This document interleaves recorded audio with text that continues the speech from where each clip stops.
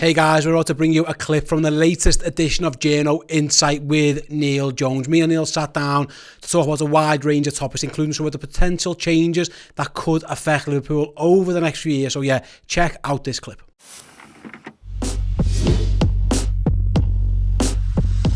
Let's move on then. I want to talk about some of the other stories that are floating around. Maybe the wider world of football, but obviously implications on Liverpool. Well, I hope so. Champions League games in 2024, that is uncertain yet. Yeah. But there was talk, the Athletic report, and that there's obviously UEFA's executive committee meeting. There's talk about maybe playing matches outside of Europe, so taking them to America, China, Middle East. The PSG president's obviously one of those in support of the ideas. Obviously, he's obviously got big links to the Middle East. I'm guessing there's American owners and stuff who will be quite happy on this one. The initial report started might be because they're doing this mad group stage where everyone plays everyone and stuff. Like maybe there's a neutral game for everyone that gets played outside Europe in that group stage. Like, I'm torn on this, Neil, because the football purist in you says, no, it's shite, whatever. I watch American football. I'm going to Wembley in about to Tottenham in 2 weeks' time to watch the team I support play at Wembley. So, like, it's a contradiction. There will be fans of Liverpool in America, China, the Middle East. Like, rather than getting a friendly game where, like, Steven Gerrard's playing in Australia for, like, a half legends, half team, they get the proper game. But the flip side of that is, like, there's a lot of people, and I understand that as well, like the commercialisation and taking things away from the fans and taking teams out their cities. That would be like a momentous thing if it happens, and I'm guessing it would be one that's met with a lot of derision as well. Yeah, there are sides to it. I mean, it doesn't surprise you first and foremost that it's on the horizon. I mean, you've seen. Think of the International Champions Cup that gets played up in. We had that 39th Premier League game that was in discussion a while ago that got vetoed. Of course, there's been, you look at, I think the Italian Super Cup, the Spanish Super Cup have been moved out to, to the Far East and Saudi Arabia and places like that, and you've had obviously discussions about expanding the Club World Cup and making that more of a sort of a tournament and that kind of thing. So more games between the best teams is on the agenda. I take your point about NFL and NBA and all these other things. We've had baseball in England, haven't we? Baseball, yeah. I take your point about it, but what I would say is those sports to me aren't influenced by the crowd as much. So if let's say Rangers, they said to Rangers, "Oh, your game against Liverpool is going to be in Hong Kong," Rangers would be like, "Well, we want an Ibrox for that. We want Ibrox for that game. That's part of our sort of our club, isn't it? It's not. We might get more eyes on us, and we might get more money, and we might get more commercial sponsors and that kind of thing. But the competitive element, you're taking away an advantage of a club, and you're leveling the playing field. And maybe you might say there are some clubs where it's not that big an issue. I'm trying to think of one, but maybe Barcelona or something like that, where you'd say, well, yeah, I've been the new camp as a very touristy, it's grand. There'll be something to say about Liverpool, but not on a European night. But there will be something like this. I think is going to come down the road. You look at you just mentioned it there, the expansion of the group stage that's coming in. In a couple of years' time, you've got a lot of owners that are determined to drive money and revenue, and I was going to say that's the thing, isn't it? Because you had them talking about North and South games, and and we discussed that last week's show, didn't we? About that, there will be other ideas floated. I wouldn't be surprised. I think we mentioned it on last week's show. If there's a interleague games, between the sort of the best of La Liga against the best of Liga, and we're shocked if the Community Shield ends up in Dubai or something like. There's loads. Yeah, there's options. But it would take me a lot for me to be convinced that having group games in the Champions League, played in wherever, is a good idea, given football, the type of sport it is, and home advantage and travelling away, and sort of that kind of that balance between winning. I suppose another sort of pointer towards this kind of thing is the scrapping of the away goals as well, is that's been moved, so it's almost like you are watering down that kind of part. But for me, it's part of football's appeal is that the crowd plays a part in the game, and I think really you need your own stadium for that. It feels to me like they've done all they can and they're doing it again and squeezing. There's only so many games you can play. So at some point, what they've decided is we need more games because that gets more money. But at some point, there's only so many games you can play. So then, well, how do we grow revenue again? Well, actually, you just take one of those games to China or you take it to the Middle East because that you can't physically play any more footy. There's already too much now. There's going to be more.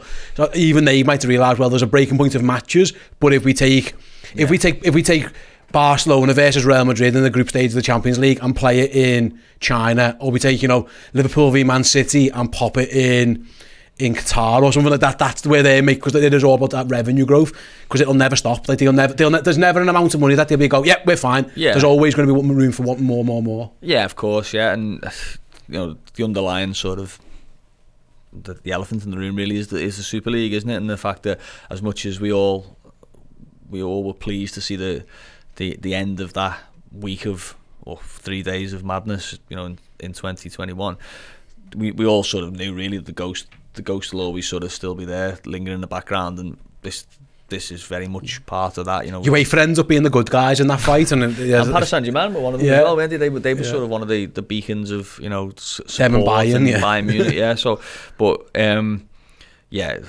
we know that these kind of things are going to come down the track, and it's just about what can they do against these kind of ideas that I do think generally take away from the law and what makes football special. Moving on then, speaking of changes and stuff, so again, Martin Ziegler in the Times, we spoke to Martin actually when the games were postponed over the last couple of weeks. He was really in on this kind of stuff, so he knew he was talking about. He was a good guy. He wrote an article in the Times about the new deal for football. So essentially, if you don't know, very, very quickly, the EFL asking for more money from the Premier League, and the government, there was talk about getting intervention and all this kind of stuff. Essentially, it's trickle down some more money, but in return, the Premier League clubs want something back from it. They can't, because it was thinking, again, we spoke about on the Redmen podcast, things like, well, we'll give them money, but they need to get their house in order in terms of wages and all that kind of stuff. But some of the things that he mentioned, scrapping FA Cup replays. Now, me and you spoke about this a bit last week, but the interesting one I want to talk to you about, we talked upon the Papa John's Trophy earlier and the appeal of it.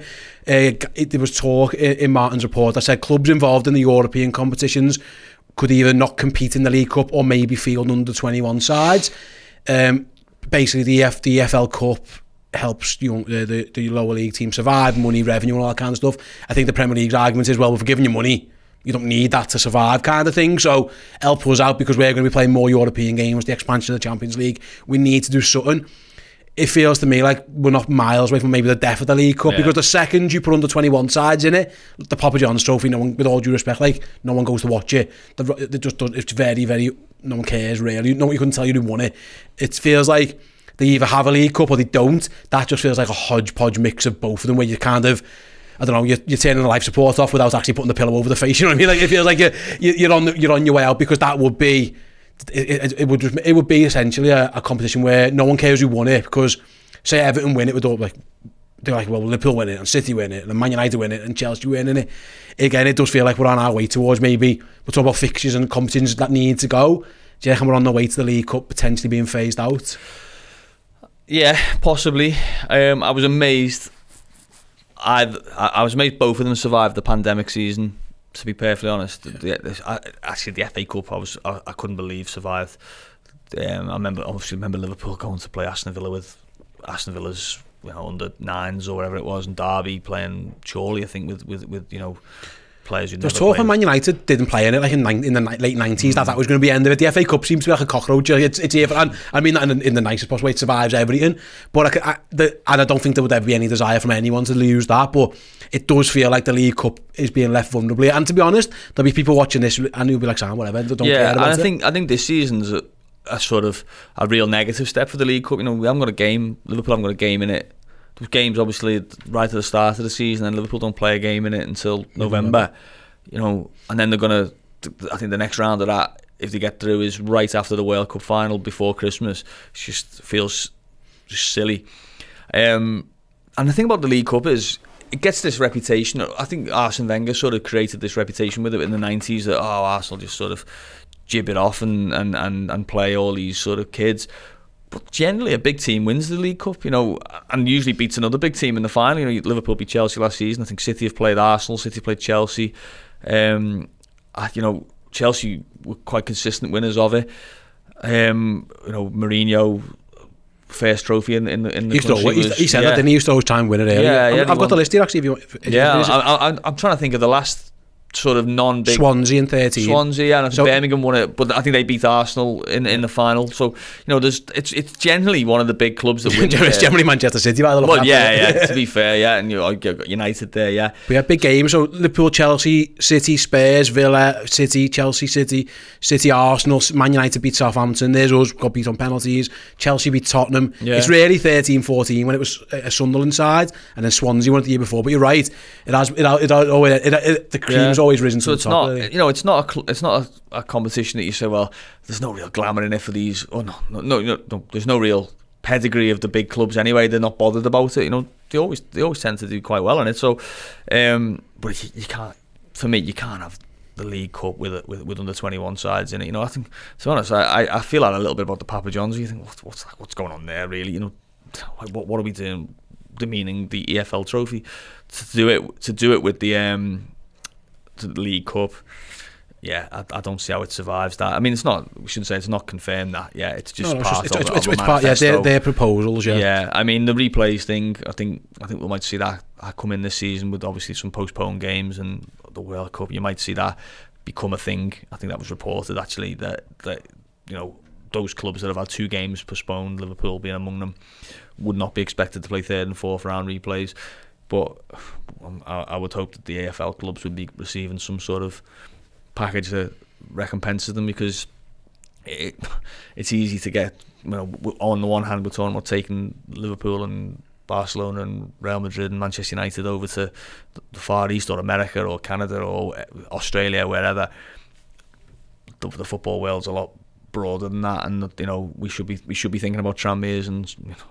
I nearly said Salford then, probably not. But we should be thinking about Tranmere's and Wigan's and Rochdale's and Accrington and all these clubs that they're not just they're not on the cover of FIFA, and they're not the sort of most marketable and well known and this that, but they're part of the pyramid and the part of what football is in this country and in the world. So yeah, I don't want to see those clubs sort of on the wrong end of this deal, although history tells you they probably will be. I suppose the flip side for them could be, as long as they're fine, again, it is all part of this new deal where the Premier League will filter down the money.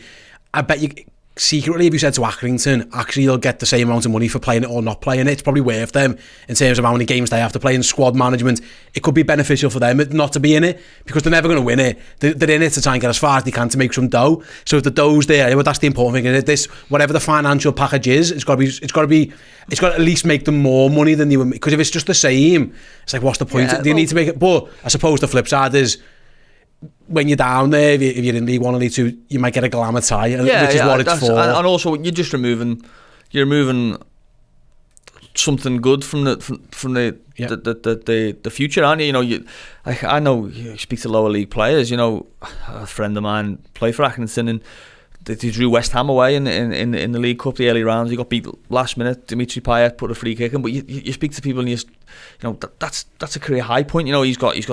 He's got Payet's share from that game, and all you're doing then is you're just creating the gap between these clubs that they're not even.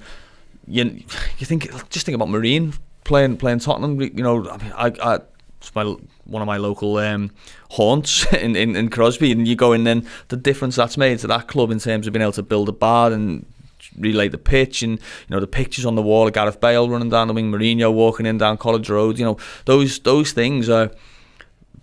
They're high points in these clubs. They might not mean anything to Tottenham or to Liverpool to go to Accrington, or for Manchester United to go to Oldham or whatever. But that is their sort of, that's their reward really for all those scalps down to Exeter and up to Carlisle and wherever. So I don't like the idea that you just take that out of it and just say, there's your money. There's your money. It's like, well, the money is one thing, but the memory is that's true. Just as I great. suppose the flip side is if it was under 21s, you're not getting them. Exactly. I mean, I don't think anyone. I mean, to be fair, you know what? At Rochdale, there was a lot of people very excited to see the red Liverpool bus turn up. But and probably a few were pretty excited to see Arthur on the pitch. But I'm guessing that the Salford fans in the first round didn't come, or the first group match, didn't come away saying, oh God, we got to see, you know, in their mind, generic Liverpool academy player, you know.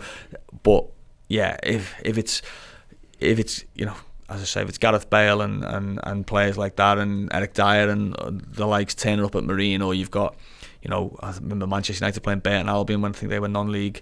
You know, a few other clubs, Liverpool playing Exeter on I was on Facebook the other day, and obviously the way Target Tab works on Facebook, it came up on my thing to all buy a ticket for one night at Anfield, and it was the Grimsby players who knocked Liverpool out the cup, and they're doing like a night on it. So that's Phil Jevons, Scouser got the winner. Yeah. Yeah, exactly. Yeah, you know, you think back. I mean, you know, players, names that remain synonymous, really, don't they? You know, Ronnie Radford, for example, as a you know, that's from the 70s, and I still know his, you know, the fame of him. You think of Mickey Thomas and Wrexham and people like that. So I wouldn't want to see that lost from the football world, but we're heading there now. We're heading there. Yeah, I mean, it won't be long before, you know, you sort of.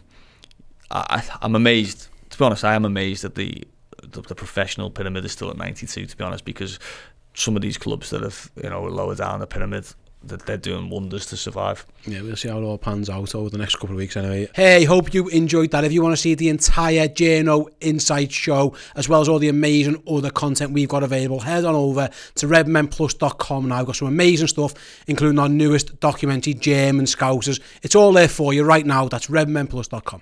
Thank you so much for watching. If you want to continue the conversation, then head over to Redmen Plus. Join as a club legend and get access to our Discord chat. It's got us in, and it's got loads of amazing like-minded Reds. There's a no knob policy in there, so where you won't have that on social media, you will have it over on the Redmen Plus Discord. It's full of sound people. Come and join us.